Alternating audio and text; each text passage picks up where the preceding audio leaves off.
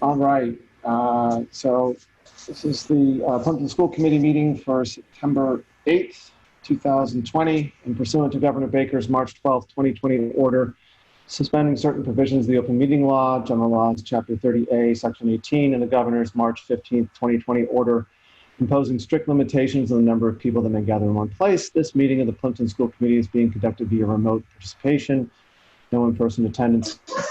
The public has been permitted to effort has been made to ensure the public adapted to proceedings as provided or in the order using Zoom either by computer or telephone. The phone is not considered a public record. So welcome, folks. I'm going to ask that somebody who is not speaking, please put yourselves on mute. There's a lot of people. Or how about I do it? There we go. So if you need to speak, you can go ahead and take yourselves off mute. Purpose of this meeting is to get an update on school reopening plans. Also talk a little bit about health and safety, and that's pretty much the limit of that.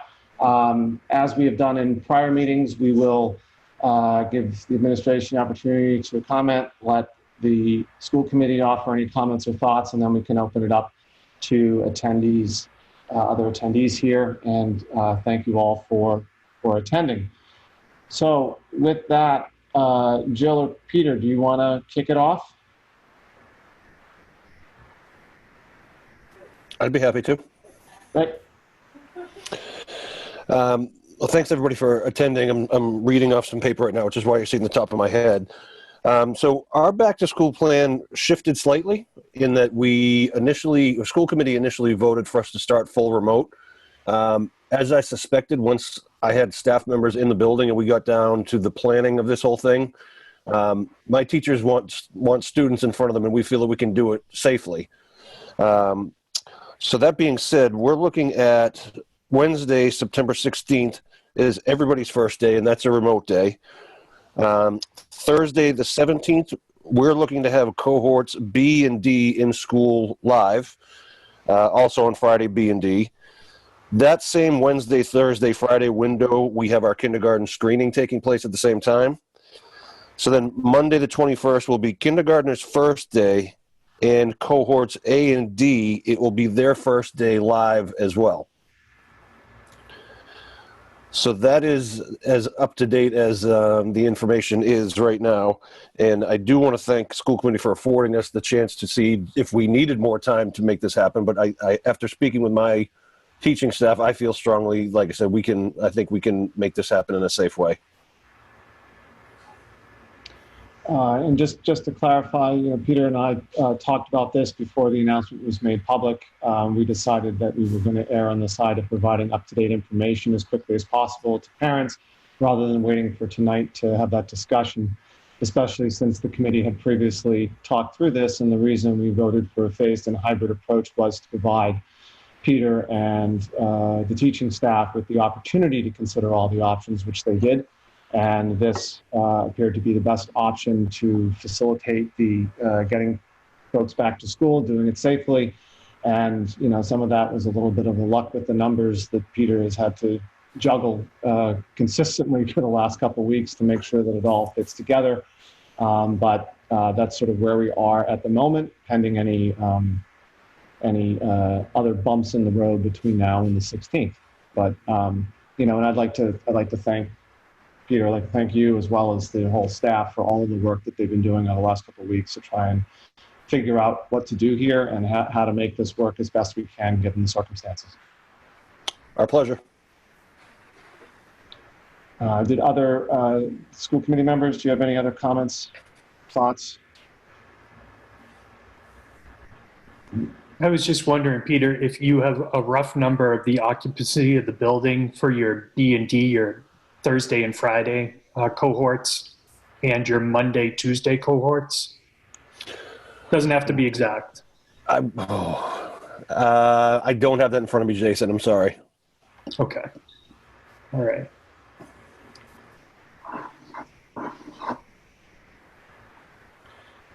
And Peter, is it are you able to sort of give a general idea as to sort of what the overall plan is from a school perspective? I mean, we're going to have kids being taught remotely versus being in person, and sort of how we're planning to juggle that.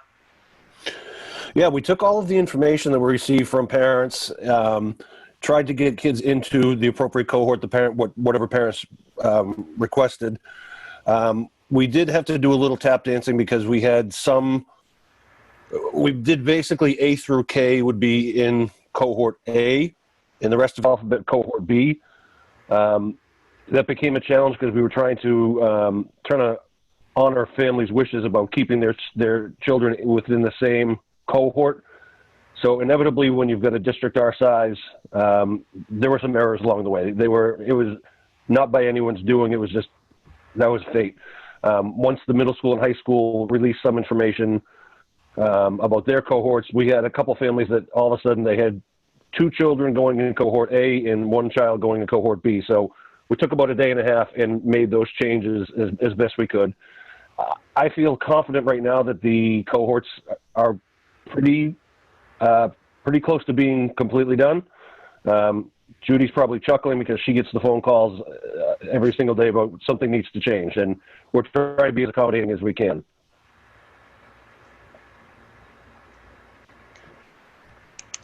Would our cohort's current structure afford changes that might occur because of our mid-year allowance for parents to choose a different type of structure for their students?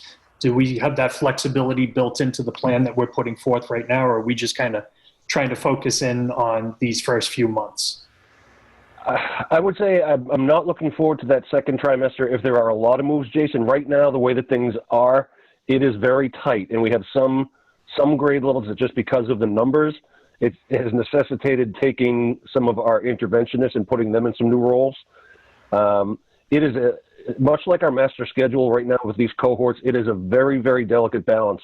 And like I said, we have some people that have kind of gone above and beyond and doing something that they haven't traditionally done. But if they change too dramatically, I'm nervous isn't quite the word. I mean, we'll make it happen no matter what happens when we, I guess, pull the families again. Right now, I feel good about where things are. If there was to be a lot of shifting, I think we would need to get even more creative. So come December or so, whenever we look to trimester 2, I think it's going to present some challenges.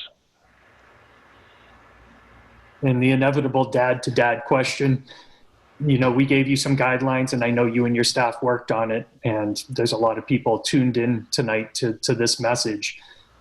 You would feel comfortable with your own children in your school come September 17th? Absolutely, no question. That's always very comforting to hear. Thank you, Peter. Mm-hmm. No problem. Peter, does it make sense to just offer some? I know we had a number of open roles heading into the summer and during the summer. Have we been able to make some progress in getting those filled? Yes, absolutely. We did have. I was expecting 2 staff to retire. That was the original game plan. I think that the presence of COVID-19 had kind of changed a few people's minds a little bit as far as whether or not they felt safe being in the building. So I think I'm working on hire number 6 for the summer. We've got a new librarian, new music teacher, new kindergarten teacher. I still have 1, possibly 2 positions that need to be filled currently, but we're working on that. I was actually interviewing this morning for an art teacher, which I'm hopeful that will go through. So it was certainly, there were some changes that were very unexpected, but I completely respect the opinion and judgment of the people that decided they were not comfortable coming back. They had their reasons. Like I said, I respect that. So it's been a lot more hiring and a lot more interviewing than I was ever planning to do this summer. But by the time the students arrive on the 17th, I am confident that those positions will be filled. Okay. Isn't that the story of the summer of 2020, that everything is unexpected? and much more fun than you ever thought it could be? I think if the staff hears me say we'll figure it out one more time, they may not be too happy with me, but it was, I meant what I said, John. Once we got everybody back in that building and I heard the thoughts, I know what I've been thinking about all summer and how I thought it was going to look. And then to hear what my teaching staff had for ideas, we were pretty much on the same page, and it did not take long for us to realize, you know what, there's no need, if we can do it safely, if we can abide by all the guidance, there's no reason not to bring the students back. They need to be back in front of their teachers. As good as I think the remote learning, or it's going to be much better than it was in the spring, we certainly learned from our mistakes. You can't replicate a student and a teacher being in a classroom together, no matter how much technology you involve. It's just a different experience.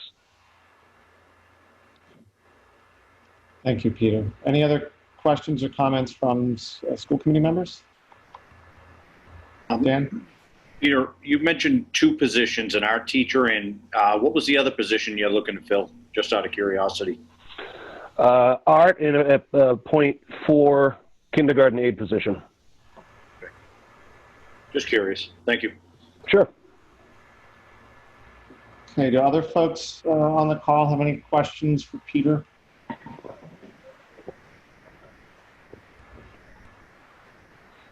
No, that's fine. Okay. So the second agenda item that we have on here is Health and Safety Advisory Committee.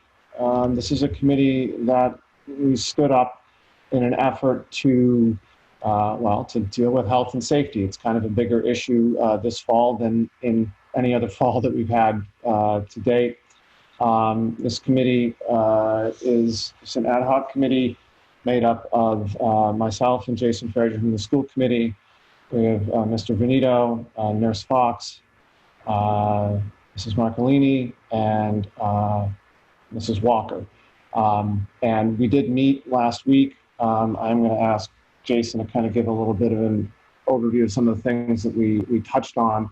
And really, we're there to be able to take in all the different information that's coming in and try and help our administration make decisions about how we set different policy and so on and so forth. But we had a very, very good initial meeting, and this committee will continue to work throughout the year here to help take various bits of information that come in. In fact, we just got today some information from the Department of Public Health, which we've got to spread out to that committee, and I'll do that after our meeting tonight. But Jason, do you want to just touch on some of the items that we talked through? Absolutely. And also, we do have a parent who has professional expertise in this realm, Michelle Ruxton. Also, did I pronounce your name, Michelle, correctly? Thumbs up? Yeah, good. Okay. She works at the state level with early childhood education, and she's been helping open daycares and after school and before school programs with the new COVID-19 state guidelines for those programs. So she's joined that group as well. And we benefit extremely from her expertise in this area already. So again, the idea behind this committee is to make sure we have a two-way street of communication between the school committee and the staff at the Dennett. The boots on the ground, the people who are dealing with the day-to-day implementation of our policies.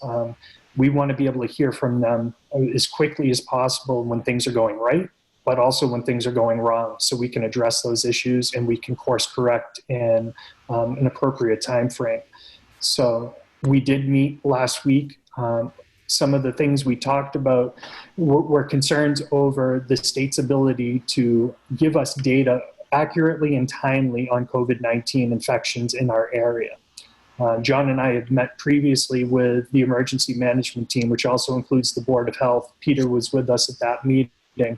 And they let us know that contact tracing isn't necessarily the 21st century science that we would all hope it would be. And we're really going to have to be advocates at our own local level. Parents are going to have to self-report COVID-19 positive cases within their family to the school, to Nurse Fox, who then will be our contact person with the local board of health. We have to be very careful with certain privacy laws, but Nurse Fox can communicate with the local board of health totally legally to set up that contract tracing. It's covered under 105 CMR 300, which allows the local school nurse to contact the local board of health to talk about communicable diseases, which COVID-19 falls into. We have a very small population in Plimpton, which sets up its own sort of issues. According to the Department of Elementary and Secondary Education and the Department of Public Health, if we have 8 is a rolling average over the 14 days. If we have 8 cases within 14 days in Plimpton, we go into what's known as the red. And that would mean that we're supposed to effectively turn our schooling methodology into remote only. And John and I have talked with the Board of Health and the emergency management team, and we realize in a small town like Plimpton, that could be a household of 4 people who have no direct connection to any of our schools.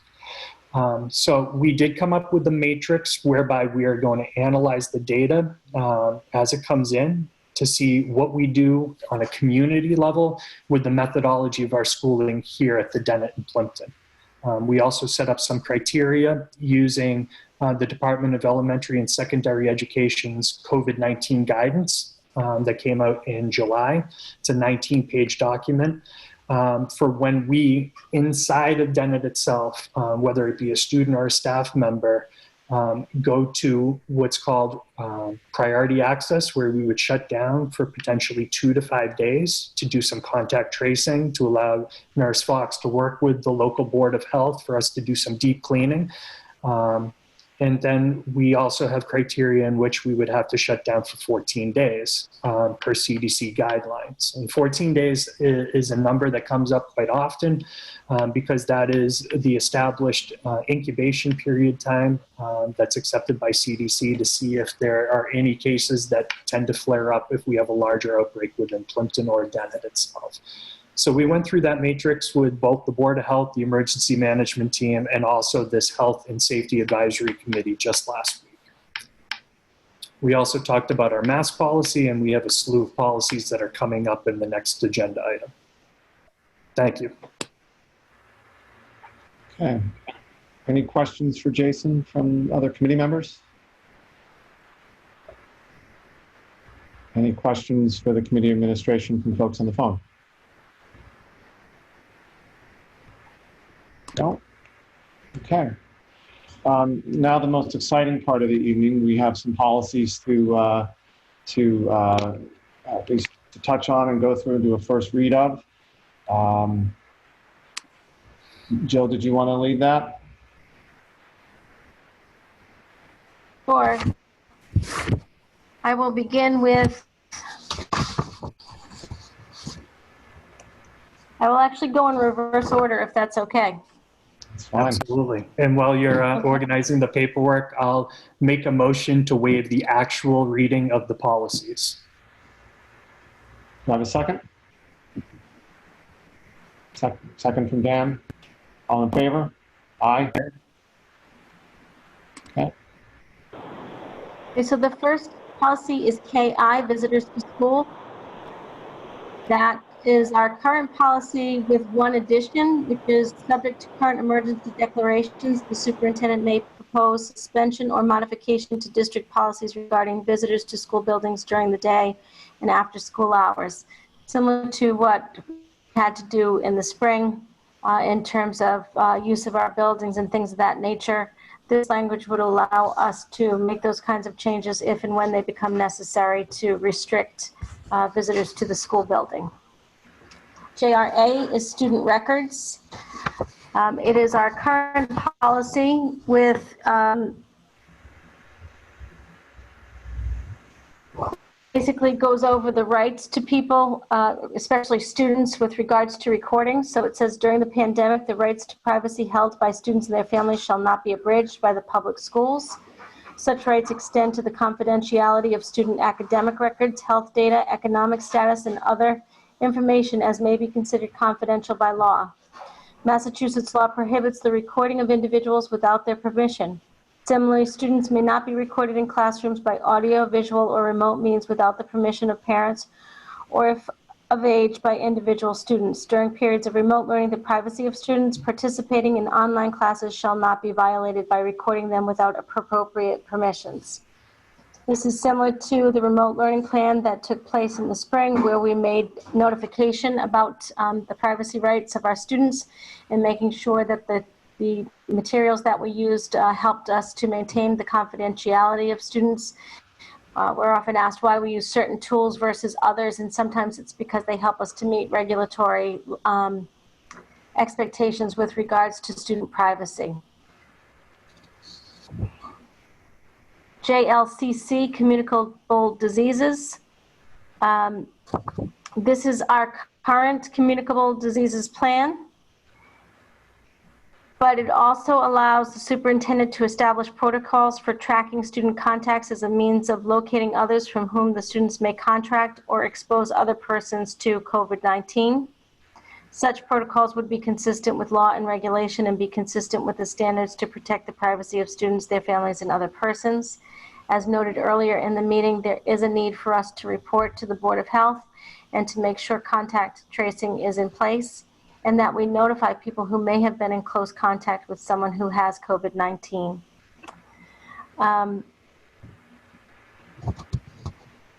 It also states in this policy, during the COVID pandemic, the superintendent or principal of a school may revise or suspend provisions of policy to facilitate the education of students at risk or special physical needs or their family caregivers, including but not limited to caring for or educating students with disabilities, illness, pregnancy, child rearing responsibilities, or special education needs consistent with law or regulation.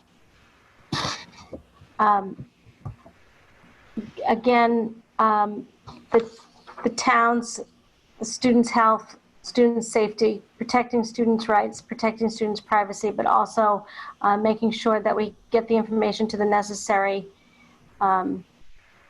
agencies to make sure that our students are safe, and then potentially altering the ways in which we can provide education to students based upon that need. So if a student may need to quarantine, that student may require a different educational platform. JH is student absences and excuses, and this is our current policy, but the addition would be subject to operative law and regulations to suspend, modify, or adapt policies related to student attendance, including the link between and absences when appropriate, including the link between attendance and grades, chronic absence policies, and accommodations for students requiring special placements. So currently, and in the past, we've often celebrated perfect attendance, for example, or we have been concerned about chronic absenteeism as defined by the state. And not that we wouldn't be concerned about a child's absenteeism, but in a pandemic, we actually encourage people, if they're symptomatic, to stay home. So we will not be looking to celebrate perfect attendance or things of that nature. That's what the purpose of this kind of policy is to not unfairly penalize people for doing the right thing by staying home when they're sick. And then file JL is student welfare. This allows special exemptions from health and safety standards during the pandemic emergency. Such protocols may address exemption for utilizing support animals. During the COVID pandemic, the superintendent or principal of a school may revise or suspend provisions of policy to facilitate the educations of students at risk or with physical needs or their family caregivers, including but not limited to caring for or educating students with disabilities, illness, pregnancy, child rearing responsibilities, or special education needs consistent with the law. This is our general student welfare policy, allowing us to make special exemptions to provide students with the supports that they need. Policy ID is our school day policy, and this one is subject to the guidance of Department of Elementary and Secondary Education and the provisions of collective bargaining agreements. The superintendent may suspend or amend requirements for time on learning for the duration of the COVID pandemic. What this would allow me to do is basically not worry so much about time on learning and making sure that we're educating students to the best of our ability, whether remotely or in person. The state has, to some degree, as you know, lessened the time on learning requirements already with 170. We will do our very best to meet the hours included in those 170 days. But again, we want to make sure that we do that safely and effectively and not at at the expense of anyone's health. So I believe that's the intention behind that proposed policy change. File 2B is about class size. This allows the superintendent to suspend district policy on class size, subject to the provisions of collective bargaining agreements where applicable. So in some school districts, you might have a policy with regards to class size. This is just kind of one of those policies that would protect us from having to meet a certain class size or not being able to extend the class size, because in theory, you could have a larger class size, especially if only half of it meets in person on certain days. So your class size could be enlarged, even though your class sizes in person are much smaller than they would have normally been.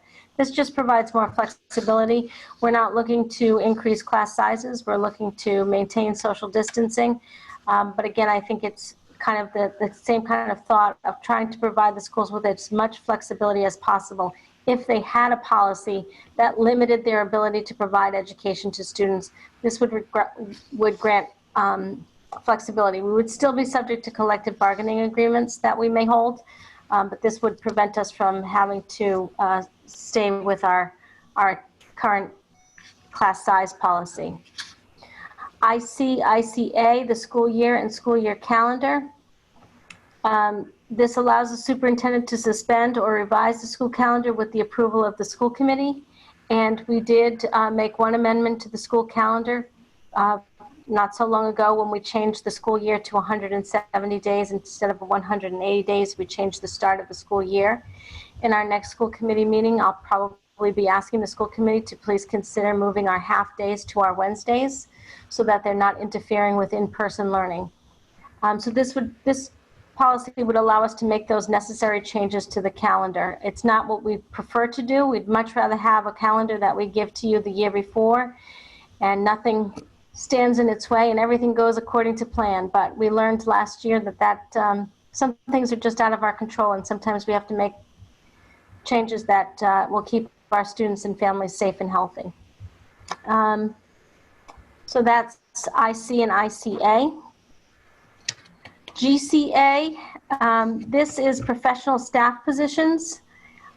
This provides the superintendent the opportunity to revise a job description, considering the provisions of current collective bargaining agreements in order to secure the safety and health of students and staff, establish effective communications between the school and community, maintain facilities, transport students as needed, provide food services, acquire necessary materials to operate schools safely and securely during the pandemic.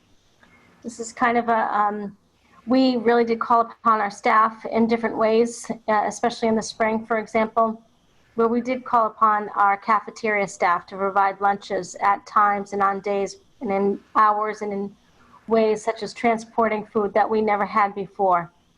And so this type of policy would allow greater flexibility in terms of people's job descriptions. I'm happy to say that when we needed people, they all stepped up and this policy wasn't necessary. Everybody did what they could, and we were able to continue our operations to the best of our ability during the pandemic, and people went above and beyond. So this is just a policy that MASC recommends given the unique circumstances and the times that we have to work in. File EEA, Student Transportation Services.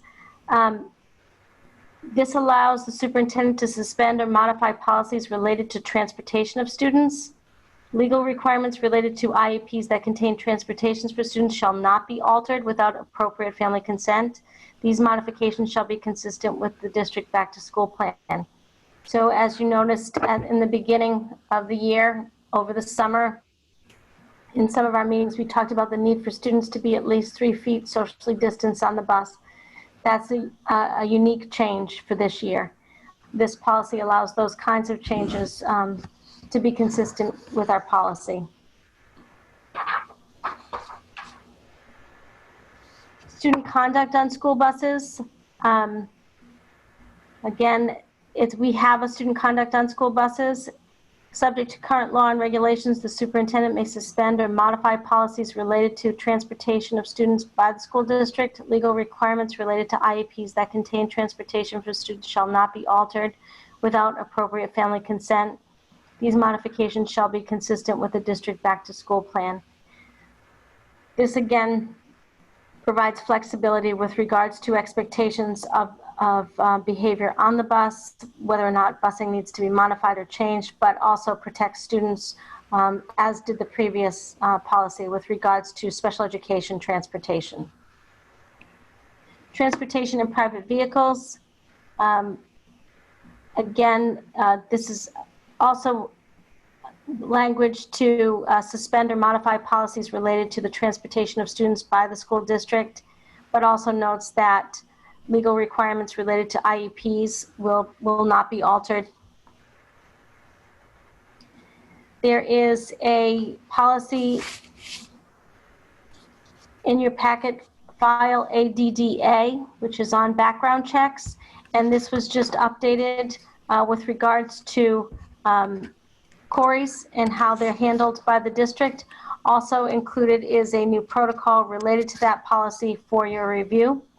Again, it needed to be updated in order to be consistent with the law, and the changes are in yellow for the school committee. The final policy is the mask policy. And again, I'm not sure if Jason, you wanted to speak to this policy in particular, or if you'd prefer I continue on. I'm more than happy for you to continue on unless you have anything specific you want me to speak to. I was elected to be the chair of the policy subcommittee for Union 31 and Silver Lake Regional Schools.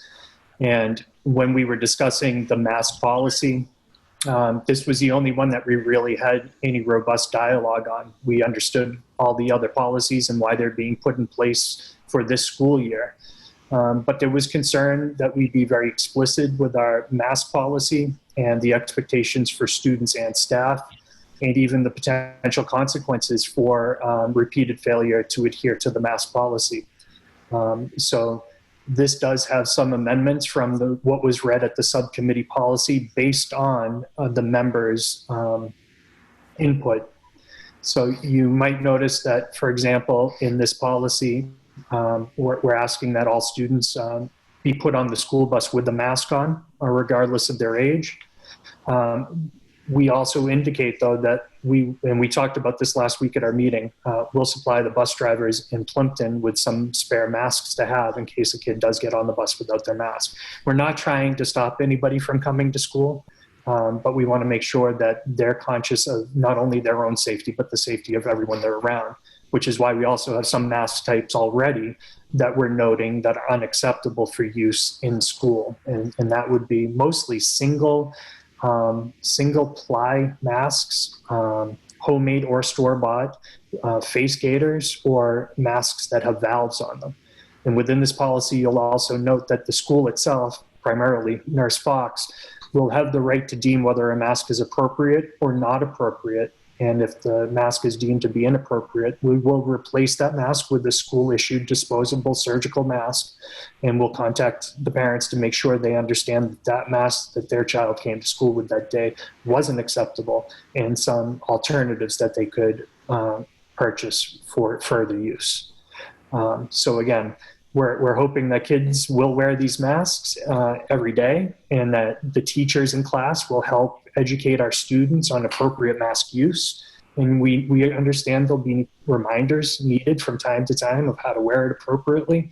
But unfortunately, if students continue to not use the mask appropriately, Peter and Nurse Fox and Mrs. Marcolini will sit down with that student and their family and try and address the issue proactively. But we do reserve the right to ask that student to be a remote-only student if we can't resolve the situation within school. So that's the nutshell of the mask policy. Go ahead, Joe. My apologies. We also have a Kingston School Committee meeting scheduled at this time, so I apologize for going through the policies so quickly. It wasn't my intent to go through them quickly. No, And you I'm did a great job. happy to answer any of your questions. I know this is our first reading, but again, I apologize. We did have a Kingston School Committee meeting scheduled for this evening, so I will have to leave. But I will be back to try to answer any questions should the need arise. You did a great job. Thank you, Jill. Thank you, everyone. And I'd be happy to entertain any of the questions if anyone did have any based on the policies that the superintendent just read out. Okay. And if you end up, not sleeping tonight thinking about questions, certainly reach out with them. We will also, part of the way that we do policies is we have to do 2 readings of them. So we will bring this back up at our next school committee meeting again on September 21st. So there's also another opportunity to raise any questions or concerns that you have at that time. All right. At this time, I'll make a motion to accept as a first read policy ADDA, ADDAR, EBCFA, EEA, EEAEC, EEAG, GCA, IC/ICA, ID, IIB, JH, JL, JLCC, JRA, and KI. I'm going to second that. I'll second. Okay. So we have a first and a second, and then all in favor? Aye. Aye. And Dan also has said he's in favor. So, Mr. Chair, I skipped over one item, and the Health and Safety Advisory Committee. let's go back to it. Thank you. An item that we discussed at the Health and Safety Advisory Committee that we would like to bring forth to the school committee now is the idea of an attestation.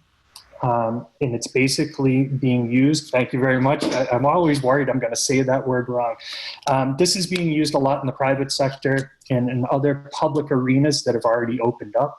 And it's basically a daily check-in for anyone who's going to enter the school to affirm that they're symptom-free. So we go through the CDC and Department of Public Health checklist of various things like a fever above 100, a cough with no other known reason for having it. It also asks whether or not you've been in known contact with someone who has COVID-19. And it even asks about your travel to make sure that you haven't been out in one of the states that's currently on the governor's travel advisory list. So this would be a daily thing for all staff members within the building and all students entering into the building. We did have a private company put together something for us, but Peter and Judy also, I believe, realized that some of the technology and software we currently have at the Dennett can do an attestation program for our students. Peter, would you like to speak to what you guys discovered, the capabilities we had? Sure, I'd be happy to.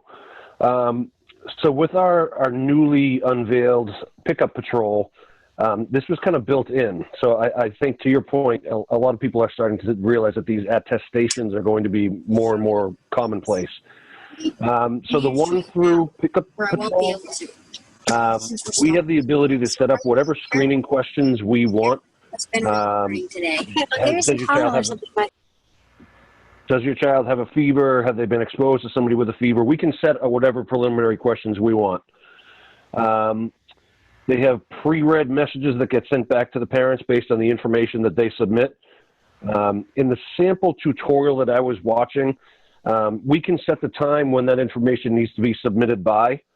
So, for instance, if we said we need these attestations completed by 8 o'clock in the morning, any parent that has not completed that would be sent an email roughly 15 minutes after the fact. When students approach when students either are getting on the bus or are getting dropped off, they would need to show that they had their attestation done for the day, either by phone or tablet. a report is generated that my office staff could see or that I could see.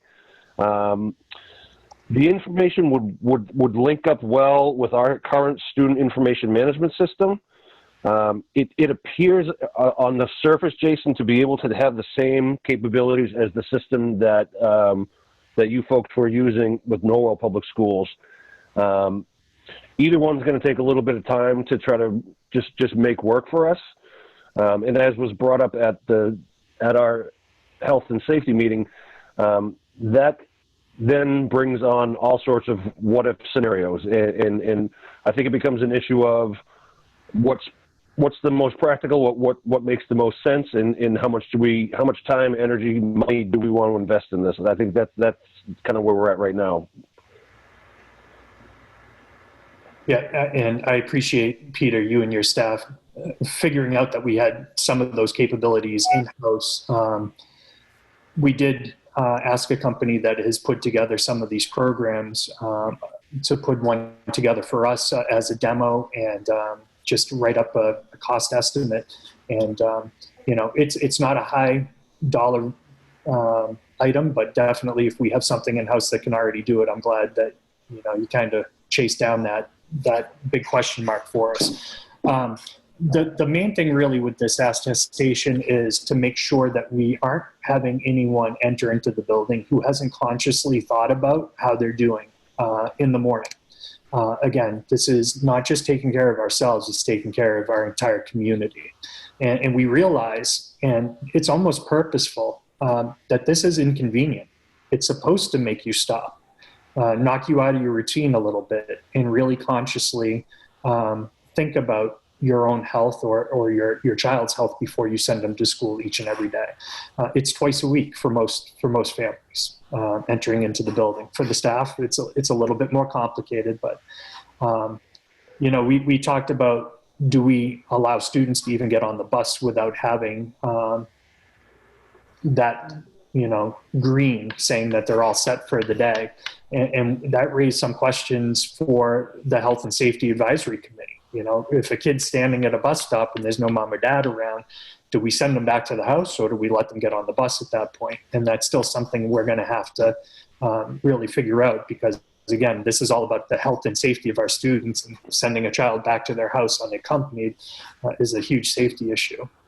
So, you know, maybe we put them on the bus with a mask on and we bring them, you know, there, and then we figure out from there what we do with that student, how we contact the parents. It might be as simple as they just forgot to fill it out, and by the time that child arrives at school, we might be able to just let them right through the door and have a normal day.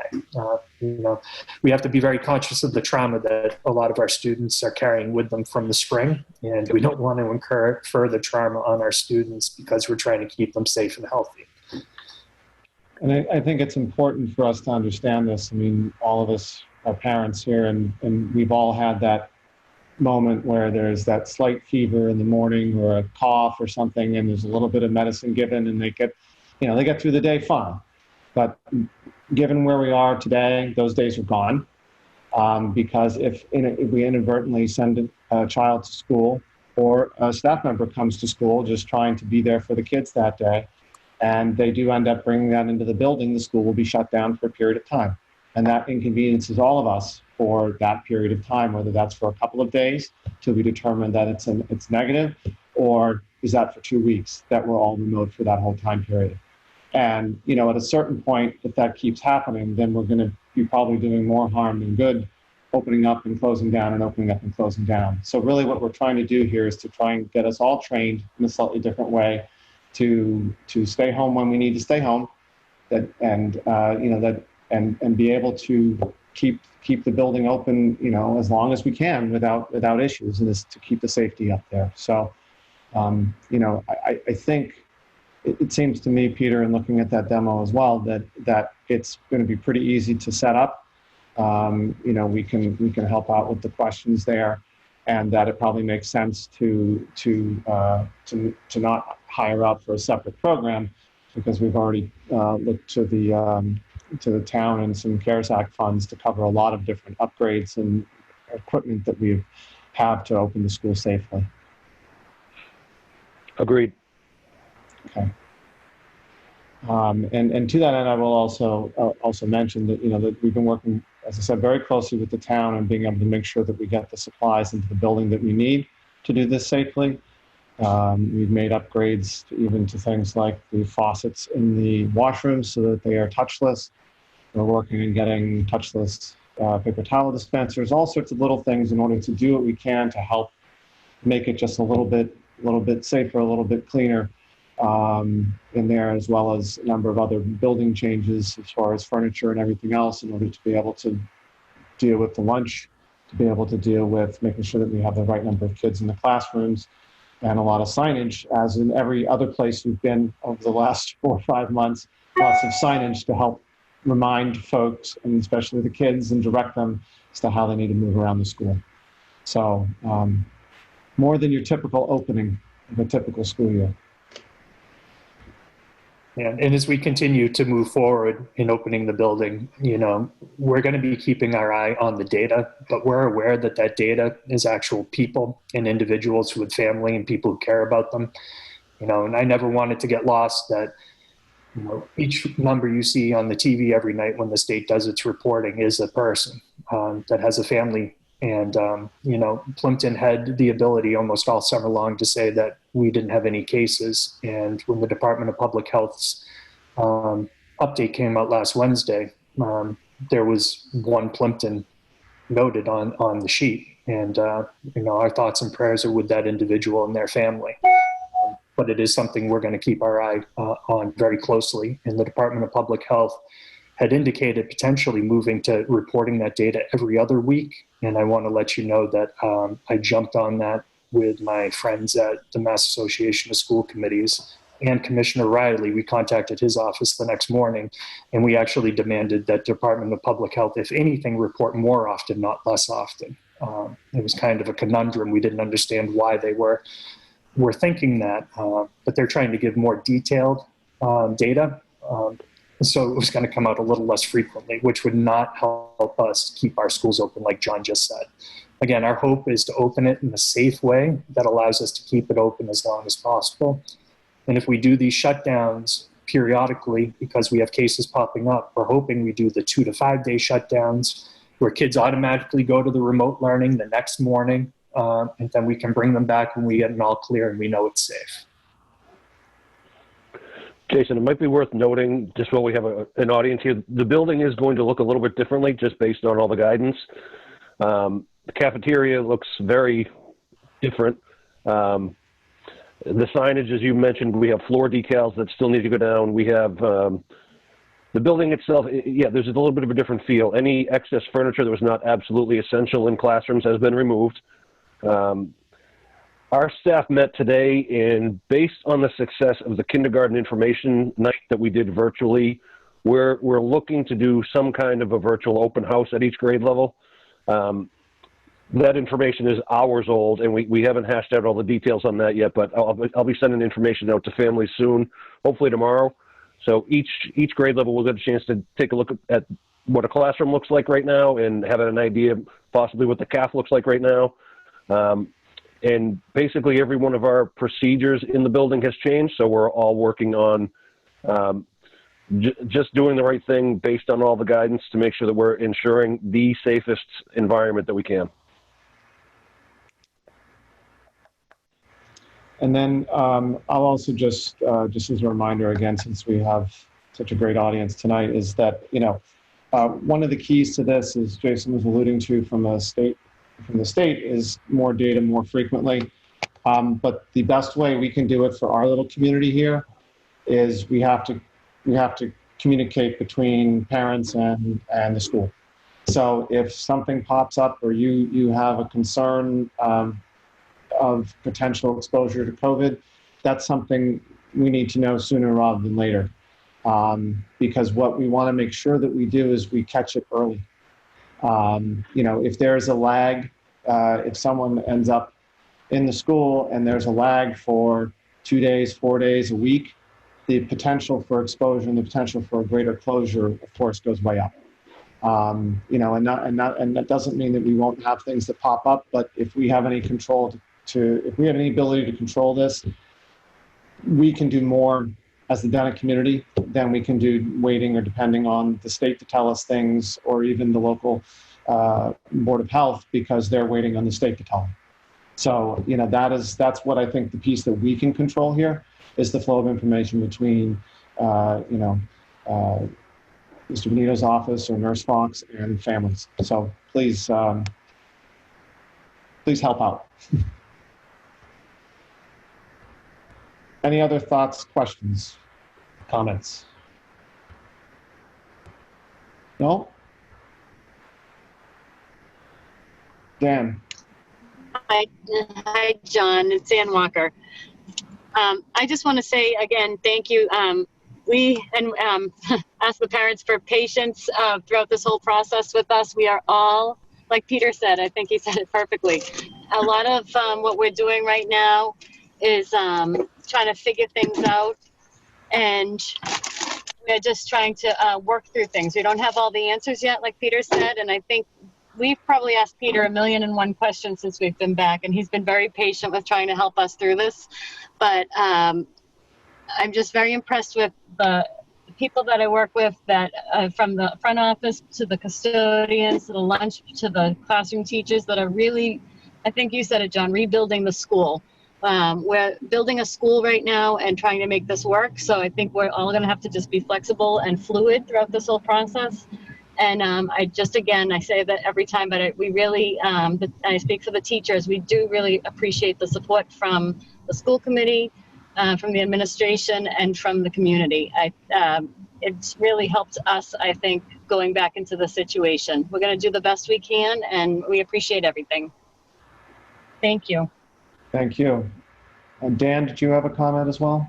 Yeah, somewhat unrelated, but I got the post today, or the text message about the Chromebook pickups. Were there any things that, like, we purchased our own? Are there any upgrades or changes that we need to make on our own machine to make it more usable in school? Or are they all just pretty much whatever the Microsoft updates are?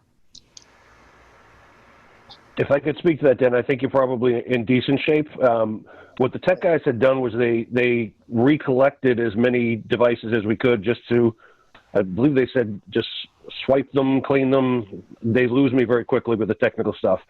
Okay. But no, we did send out a survey. I want to say it was on August 20th to our families. I believe we had about 100 families respond. I have individually wrapped, packaged, and labeled Chromebooks ready for distribution on Thursday. Okay. So if you find that there's a need once we get back to school, the tech guys do still have the distance learning website available or email available. So even throughout the closure, it was still the middle of May, and I was still handing out Chromebooks. So we'll do the best job that we can do with that. So no need to fret over that one. We'll take care of it. Okay, well, yeah, well, like I said, we have our own, but I didn't know with the change in curriculum and the usage of them, if there was any software that someone that has their own is going to need to install, or just log on to the website and use it accordingly. I think you should be good just to log on. Okay, thank you. I believe the Schoology platform is web-based. So, okay. Right, Jason? Yeah. Yeah, and essentially what a Chromebook is a portal to the internet. It doesn't have as many bells and whistles as a laptop, and a lot of the updates come from the website themselves, not from the actual device. So, Dan, if you have a newer device, what Steve basically does with his department over the summer is they just clean out anything that's taking up some of the extra memory space within those devices and get rid of anything that shouldn't be there. So they run faster and better for the kids in September. So you should be in great shape. All right, thank you.